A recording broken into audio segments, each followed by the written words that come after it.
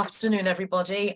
Yes, I'm really pleased to be able to introduce to you this afternoon Tuba Bauhofer, who works at a school in South London called the Ladywell Prendergast School.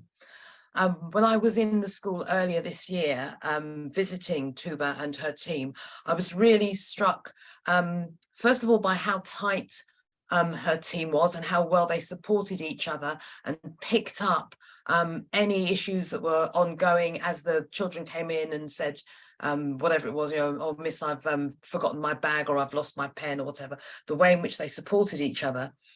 But apart from building that secure base where students know that they always had somewhere to come to, at their school, they work in the mainstream classrooms with mainstream teachers, supporting the students, taking along extra resources, making sure that the students have, as far as possible, as much access to the mainstream curriculum as possible. And I was really impressed by the way in which they did that.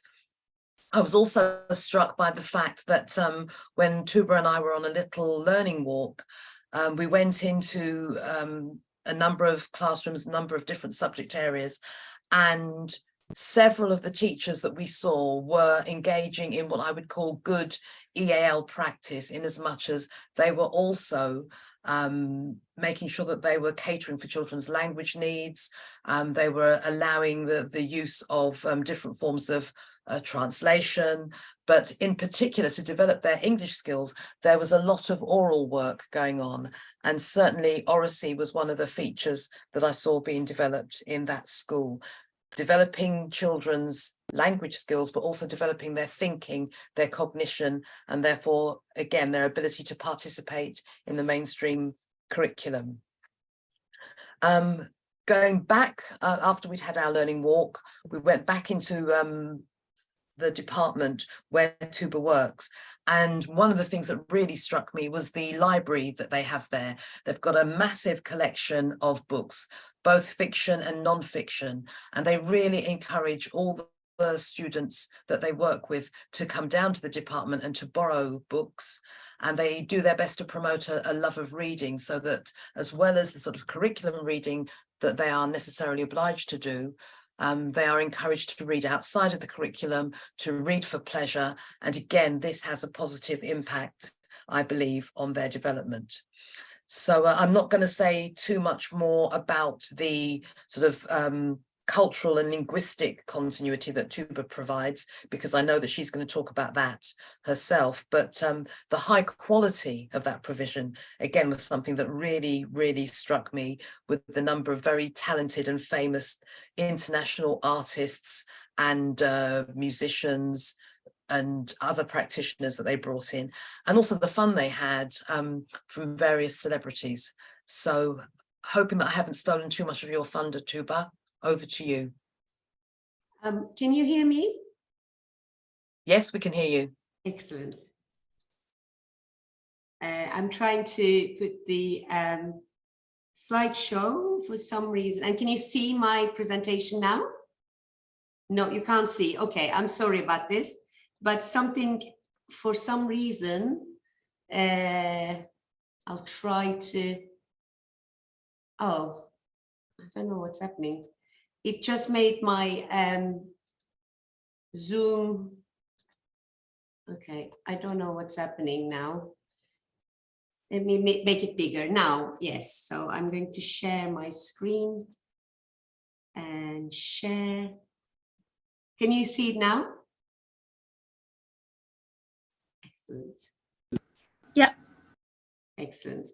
I'm going to try to put the slideshow now. Excellent. Okay, so before I start, good evening, everyone. Thank you very much, Graham, for this lovely mug that I have received it today. So thank you very much. And I'm drinking my tea from it now. Thank you.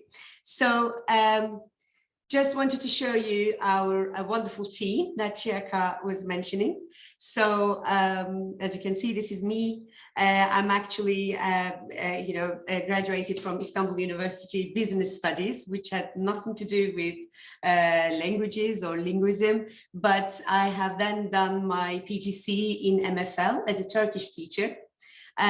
But then afterwards I switched to EAL, and at the time I had some courses through Islington Borough, and Graham was one of my teachers in there, came to do one of the 10 weeks courses, sessions. And the other EAL HLTA is Miss Bauhofer, who is English language and literature specialist.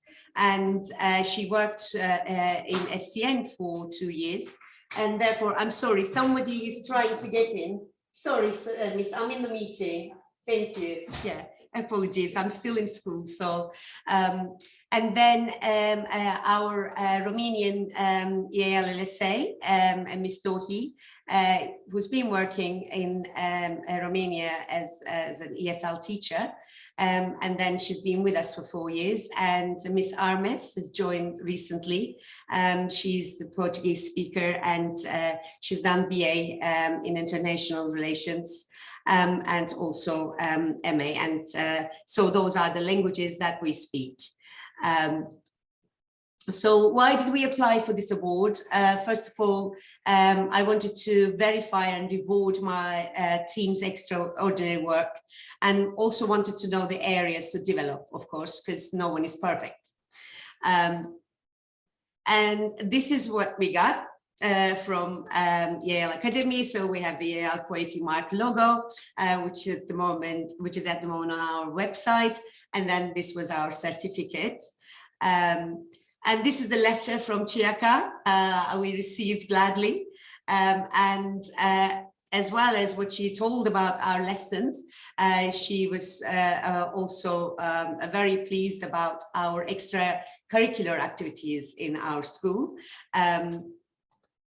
And this, I wanted to give you some insight about the school. So with the primary, our school has got 1,280 students, and 945 of them on register identified their ethnic group as not white British. And you can look at the numbers. So we have 158 students, Black African students, 120 any other white background, 119 students are Black Caribbean, 94 students are white and Black Caribbean, and 82 students are any other mixed background. And as EAL, 522 students on register who reported their first language other than English. And 5 most languages, spoken languages are Spanish, Portuguese, French, Romanian, and Turkish. And we also have refugee students. And we have at the moment 13. And these are the year groups that we have them. And these students, majority of them come from Afghanistan. We have a student from Kuwait, and 2 students are from Ukraine. And this is how EAL in Prendergast Ladywell School works.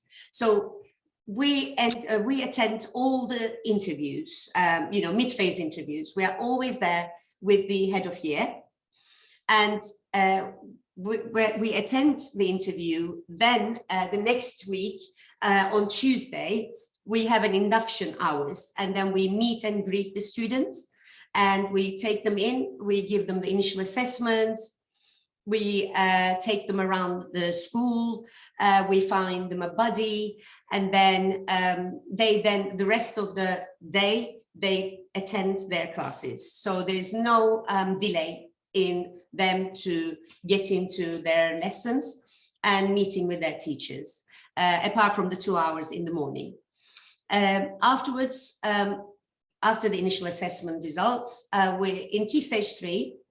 If they are below EAL Step 2 and not literate in first language, they have in-class support, and they have Lexia literacy program. We also have Racing to Literacy program.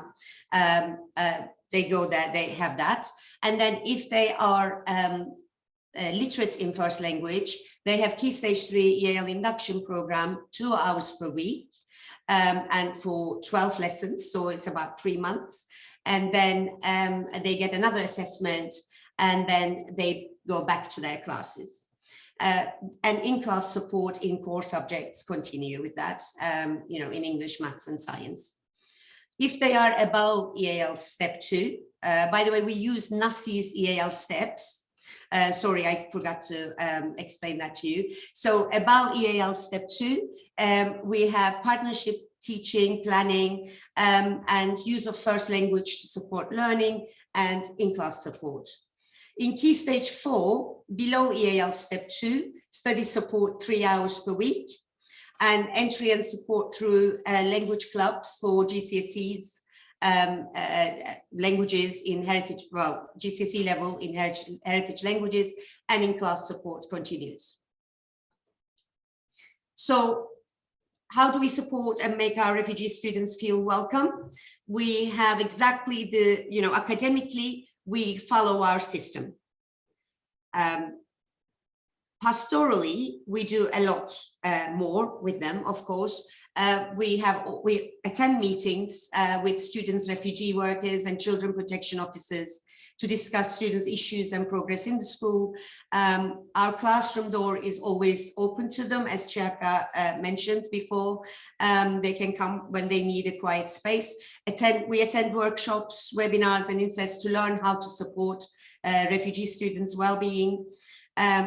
I try to make connections with the role model in outside world to motivate them with a few personal, heartfelt messages directed at them. And we're always in communication with their parents, foster parents, and they're invited to EAL celebrations. And you know, those students. So we've done, you know, Refugee Week celebrations with them. They have created posters, wrote poems. We also took them actually to the Science Museum last Friday. And Muslim students have a prayer room. And if they have to do their wudus, then to have ablution, they are given the facilities as well.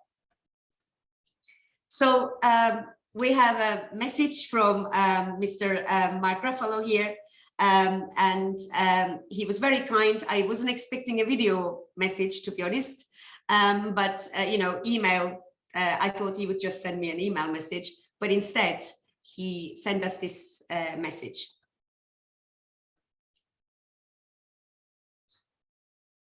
Hello all. I'm Mark Ruffalo, and I'm reaching out on behalf of my old friend, Ms. Bauhofer, who is your teacher.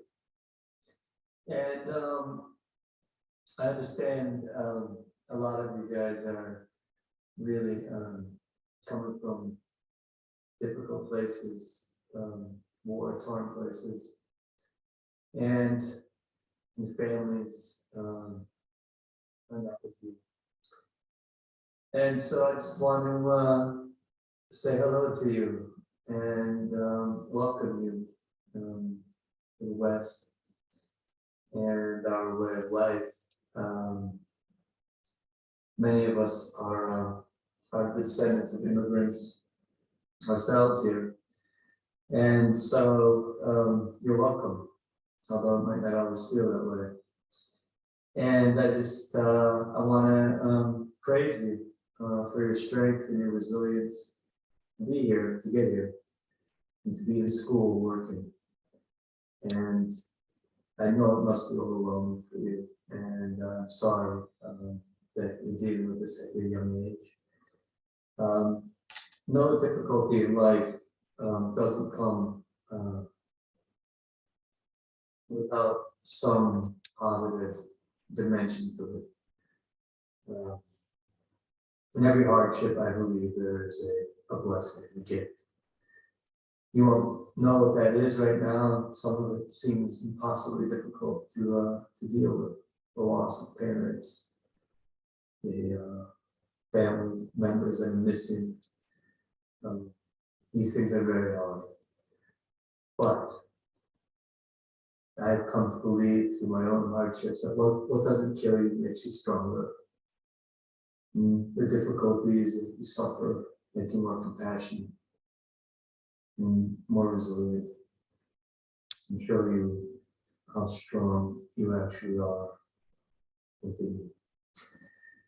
So this is a shout out to you guys. I just want to send you love and you know, embrace you with my spirit, and encourage you to keep on the way you are. Keep up your studies. Keep making good choices. Don't fall to despair. Mourn as you must, but look towards the future. Lots of love. So you can imagine, actually in the original video, he talked about, I mean, he actually gave the shout out to those students, and you can imagine their reaction when they heard their names as well. Apart from this wonderful message, we celebrate special days, weeks and months in the school. So European Day of Languages, Black History Month, International Mother Language Day, World Poetry Day, Refugee Week, Gypsy Roma Travelers Month.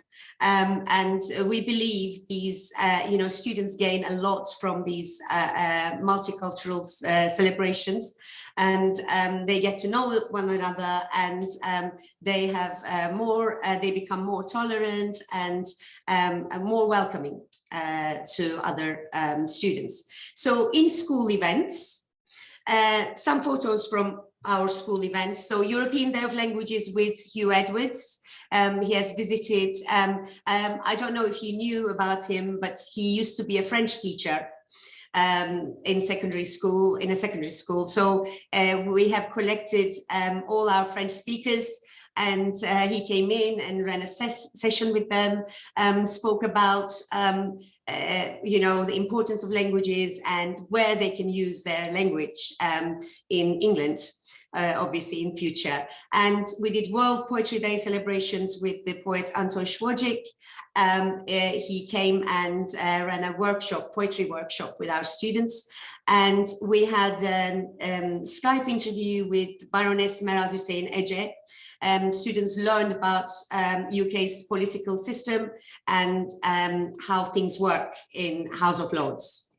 Refugee Week celebrations. Yes, sorry. Really sorry to interrupt you, but because we are running a little bit short of time, Okay. I know you've got so much more that you want to say about the brilliant work you do, and indeed some of the other things that I saw when I was there. But if I could maybe ask you to sum up what you think are the very best parts of your job, could I ask you that?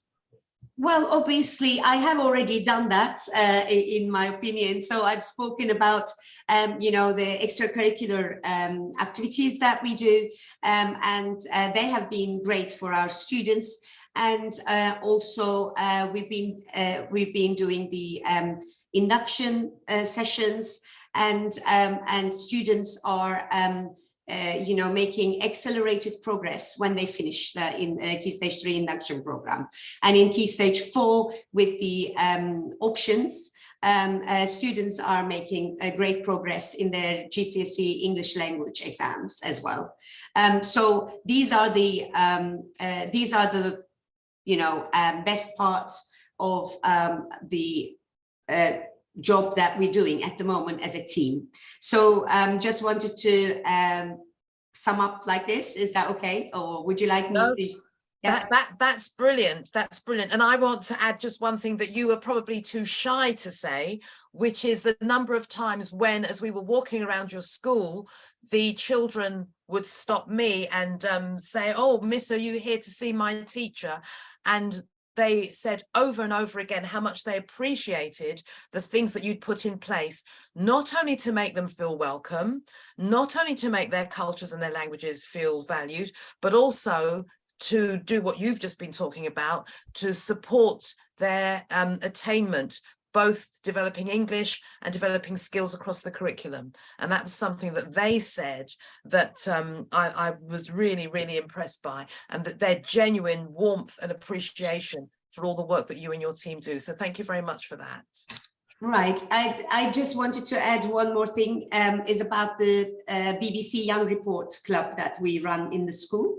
And I do recommend to other schools to get involved in this kind of clubs, because I've run it with EAL students, and it teaches them how to ask questions and how to research into things. And we have done those many great interviews with the prominent people, and they really appreciate it to be included in these activities.